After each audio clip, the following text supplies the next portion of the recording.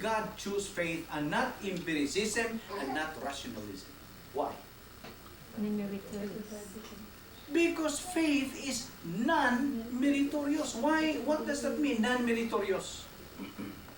Nobody can say, oh, I'm the only maing tao, maing lucky, because I can believe.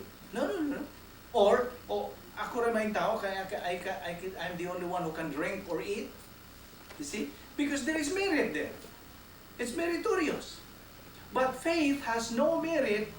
Why? Because anybody can drink, anybody can eat, anybody can believe. You see? That is what God chose, faith, because it's non-meritorious. So faith is what God chose for man to get saved. Faith. That is why the basis of salvation is only faith alone in Christ alone. Faith. Pagtuo. Now, the faith there is not, look, what part of speech is to believe? What part of speech is to believe? Noun, pronoun, adjective, adverb, verb. Where is your grammar? Verb. What part of speech is believe? Verb. Verb. What is a verb? Action word. Action word, okay? So, there is action there. I is the subject, believe is the verb, and then there is an object. Anybody can just believe. I believe in Buddha, I believe in Muhammad, but these objects cannot save. Salvation is only on the Lord Jesus Christ. That's why the subject, I, ikaw, any member of the human race, accomplishes no work for salvation. Wa yung kay mahimo. Now you can be saved. It's beyond human activity, or you cannot do. You cannot save yourself. Okay, so it is the object. Christ is the object. He accomplished all the work for salvation. And then I has no merit. The object has all the merit. I receives no glory. It is the object who receives all the glory. That's why faith is non-meritorious perception. Did you get it right? That is why you have been saved, because you believed in the Lord Jesus Christ. That is why God says, just believe on my Son. Believe that He died for you. Believe, believe, believe. What is the alternative if you don't believe? Oh, by the way,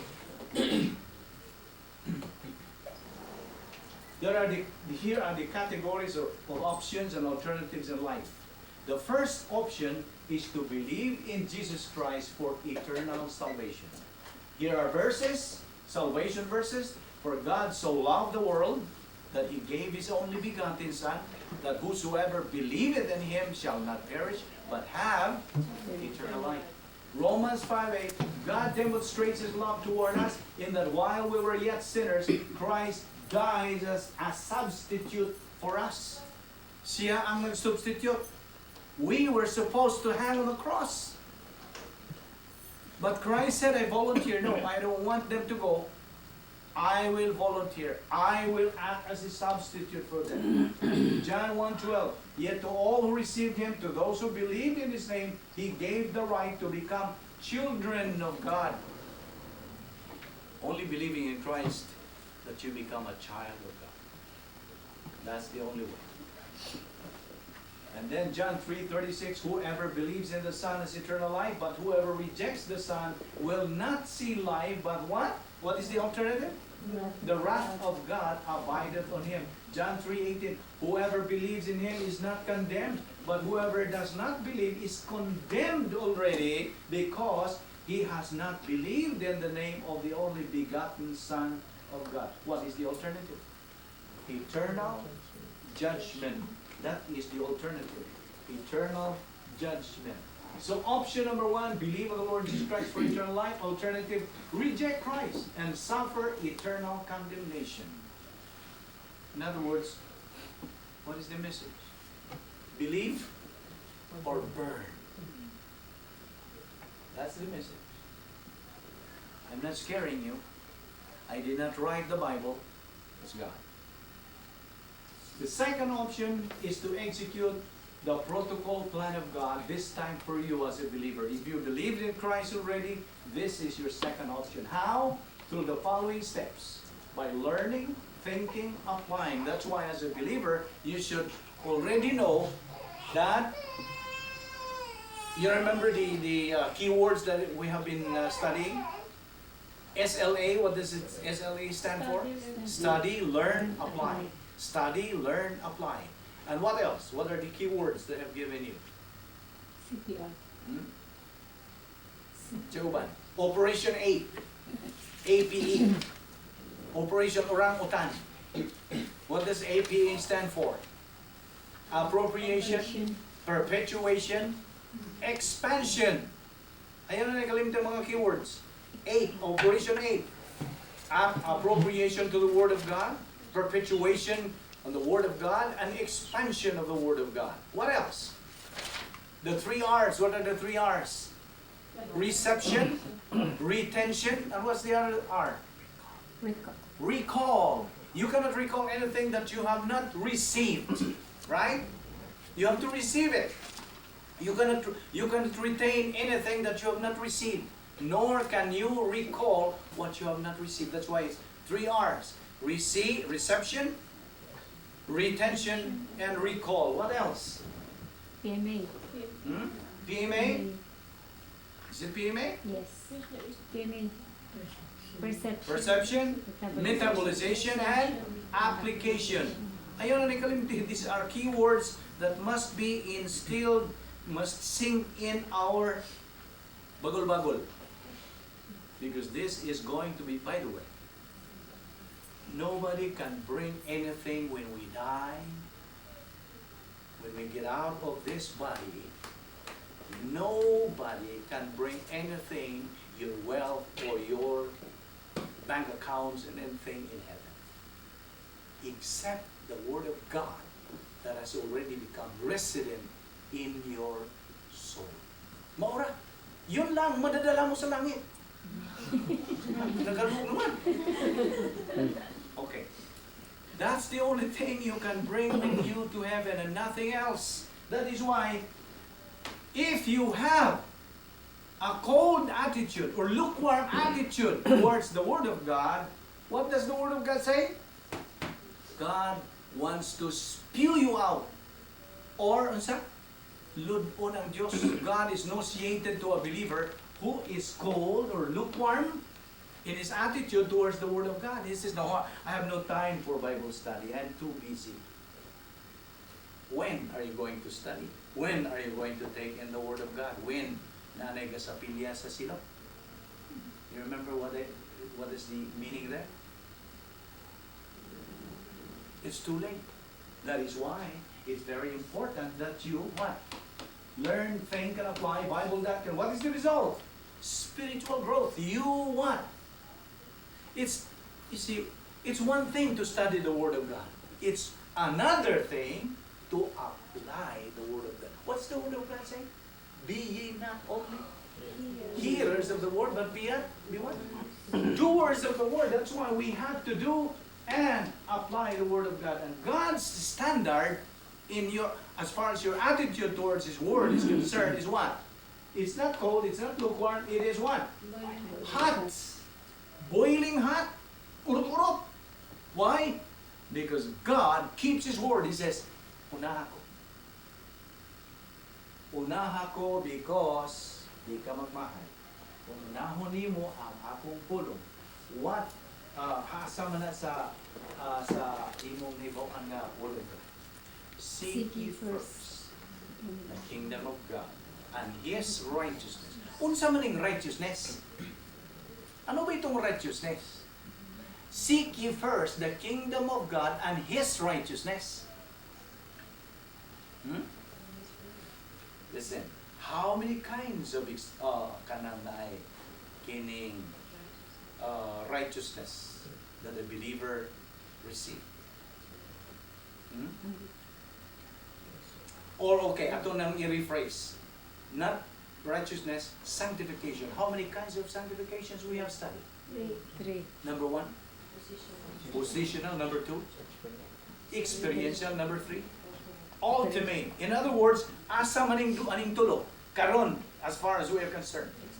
Experiential is what we are now. We are experiencing. In other words, we have to apply what we learn. See, it's what I said a while ago. It's one thing to study the Word of God. It's another thing to apply the Word of God. It's useless. What is the purpose? God gave us His Word. What is the purpose? That we can use. You see, it would be kanang katawanan ba? Katawanan of if you have so many doctrines but you are not using it, di ba? And it is impossible for a person to use something he does not know, right? That is why when you buy any appliances, you need to know what? In order to enjoy those appliances, unsaon man imo, what is the way? What is the unsaon pagi? So you can enjoy. What? Read the manual. That is why the Word of God, the Bible, is the instruction manual for every believer. How will you be able to live the right kind of life as God wants you to live if you don't know His Word? It's useless. Now this is a challenge to each one of us as we celebrate Christmas 9 days from today. The whole Christendom is just what? They're just mad about what's going on. Because the analogy there is most people nowadays are only after the ornaments. What are the ornaments? All these gifts? That's their priority. They forgot the tree. The tree stands for what? The cross. That is the reason why you are celebrating. It's not this. It's crazy to, if you're a believer with doctrine, it's crazy to think that this will make you happy. No way. What is the real happiness for a believer? What is the mechanics that God give a believer so he can enjoy life to the fullest? So he can enjoy the real Christmas. It's fellowship with God and taking in Bible doctrine, what you are doing now. Now, okay, ako na po ning balikon, pangutanan nimo. What is the main purpose why we study God's Word? Why we always assemble ourselves every Saturday? What is the purpose? Why? Anong malihiro ka sa Biblia? Anong gawas kito lang? Di ba titibay? Is that the main reason why we are studying the Bible? Because if you have that motive, you are in the wrong. Kinaluyan ka.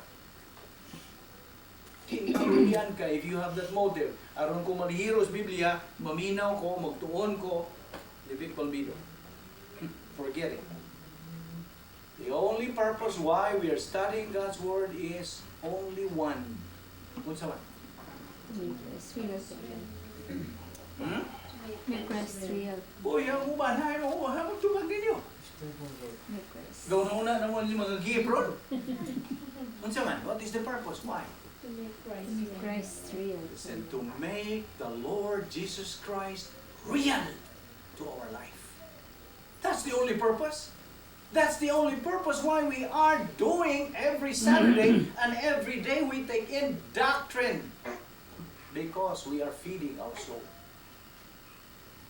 Katawanan, when we are facing the Lord Jesus Christ without Bible doctrine, the Lord Jesus Christ would say, well, you are a product of your decision.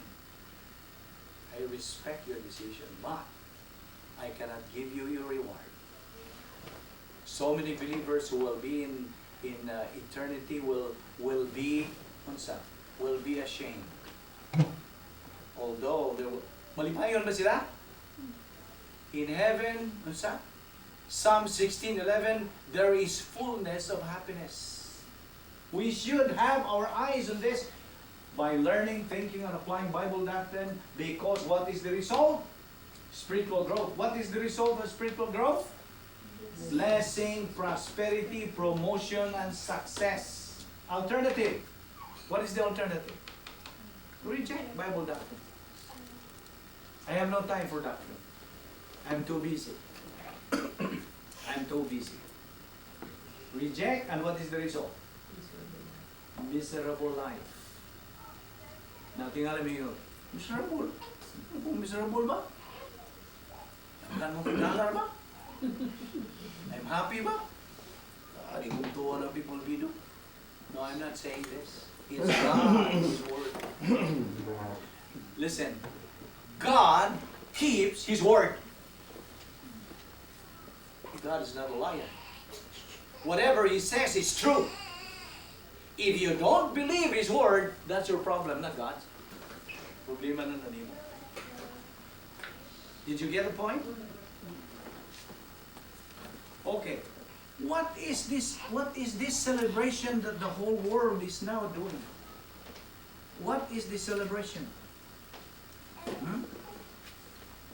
What is the celebration that everybody is crazy about?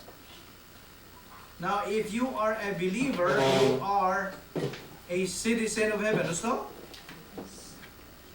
You are a what? You are a saint. Gusto? Okay. Open your Bible now. Abrir natin sa Biblia. Luke chapter 2, verse 8 to 12.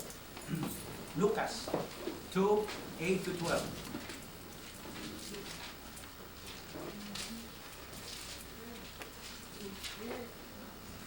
Lucas 2, 8 at 12.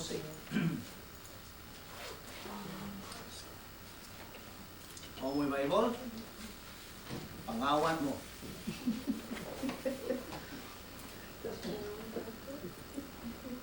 We need the Bible because that is our textbook. When you come to school without any book, then it's very important that you have your Bible. Luke chapter 2, verses 8 to 12. 8 to 12. I will read.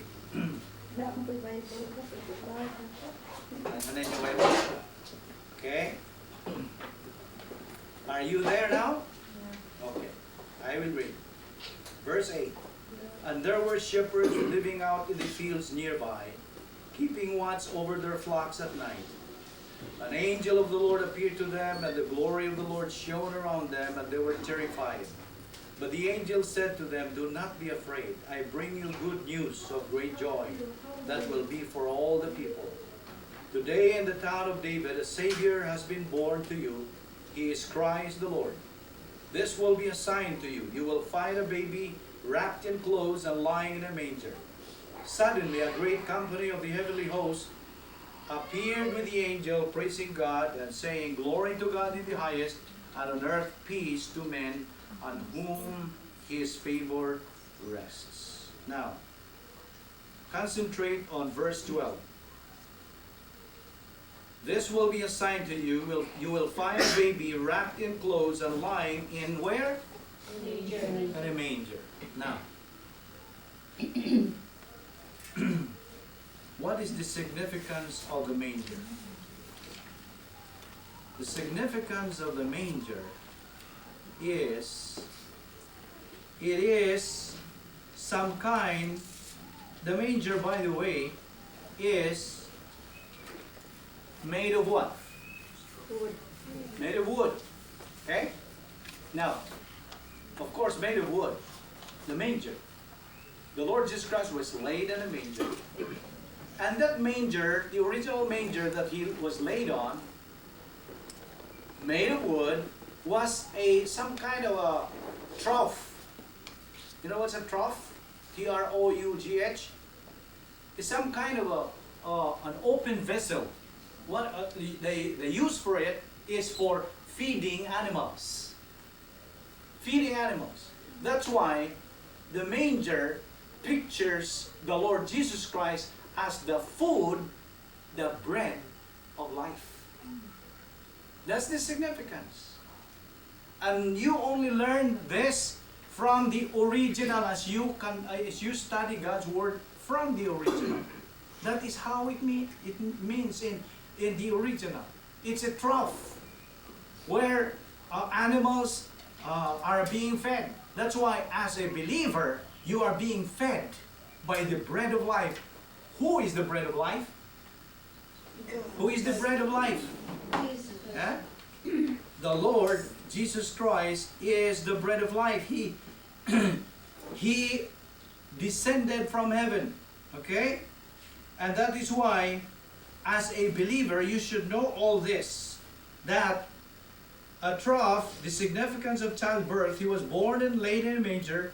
A trough, a long open vessel for water or fodder for animals, for holding fodder for cattle, a place of feeding. So, our Lord was born in a manger in the place called, what place? Bethlehem. Now, what do you mean by Bethlehem? You know what's the meaning of Bethlehem? It is the house of bread. Now, in Palestine, Bethlehem is in Palestine, okay? Near which Jacob buried Rachel, then known as Ephrath. It is also called Bethlehem Ephrathah. Now, this is the birthplace of David, where he was anointed as future king by Samuel. This is also the birthplace of our Lord Jesus Christ. Okay, open your Bible to Matthew 2:1. That it says that it is where the Lord Jesus Christ was born. Matthew 2:1. What does it say there? Matthew 2:1 then. After Jesus was born in Bethlehem in Judea, during the time of King Herod, Manger from the east came to Jerusalem, Okay. and asked, "Where is the one who has been born King of the Jews? We saw his star in the east and have come to worship him." Okay.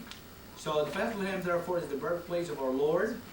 Now, furthermore, this place is about 5 miles south of Jerusalem and elevated 2,460 feet above sea level. Now, what is Jerusalem nowadays? Is there peace? No. There is always turmoil.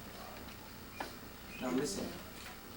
Even if this new Prime Minister of Israel, Ehud Barak, resigned, right? Okay? Okay. These leaders always convene for peace agreement. Listen, will never agree on anything. There will be no peace. The Lord Jesus Christ himself said that. Before I come back, there will be no peace.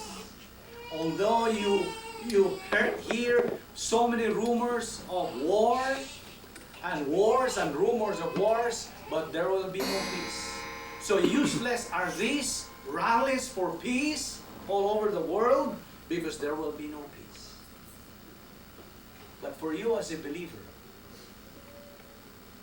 you are supposed to enjoy that peace 24 hours a day. Where is that peace situated or located? Where can you find that peace? Where all the world nowadays, there is no peace, all in chaos. Look at the newspaper, read the newspaper. We even had recently concluded presidential election, which took us how many weeks? For the first time in the history of in American history, they couldn't solve it. 5 weeks. Look at that. These are signs already that there would be no peace. All these reconciliatory notes that they have exchanged are just what? Are just surface. But deep inside, man, because man's nature is what? Evil. That is why God says, if you want to neutralize your evil nature, I'm giving you my word. This is the only way you will be able to learn where the peace is while you are still on earth. So what is the peace? Where is the peace that you as a believer can enjoy? Including tonight. Asa man? Only inside, kung sa tingin nyo term? Divine Dinosphere. What is the simplest and other term for in a Divine Dinosphere? May uban ninyo niya, karoon pa mo katungog, ito sa Dinosphere. Now, if you look at the dictionary, you will never find the word Dinosphere in the dictionary. There's no such thing as Dinosphere. What does that mean? Dinosphere is taken from two Greek words, dunamis and speia, which means dunamis is power, speia is place. So, tapuon na sila, what is that? A place of power. But where is it? Where is it located? Where can you find that? Right here. Cardia. Right there in the cardia, in the heart. If you have the Word of God in your heart right now, then there is where peace is. Peace to men, goodwill towards, what's that? This is what the world is crying and shouting today. But useless this shouting that there is peace if you don't have any Bible doctrine inside your Bible. That is why Bethlehem is a very significant place. Even though there is turmoil nowadays, this is going to be the place where the Lord Jesus Christ. Where is Bethlehem? Is it in Bohol?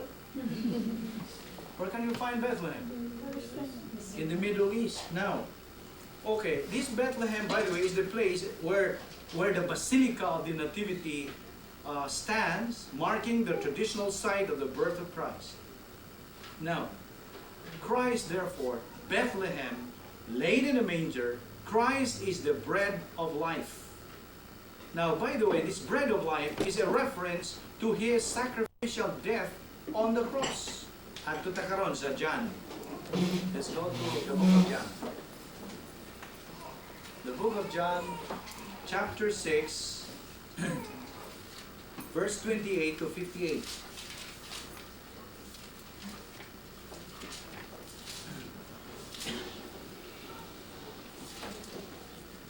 John 6, 28 to 58.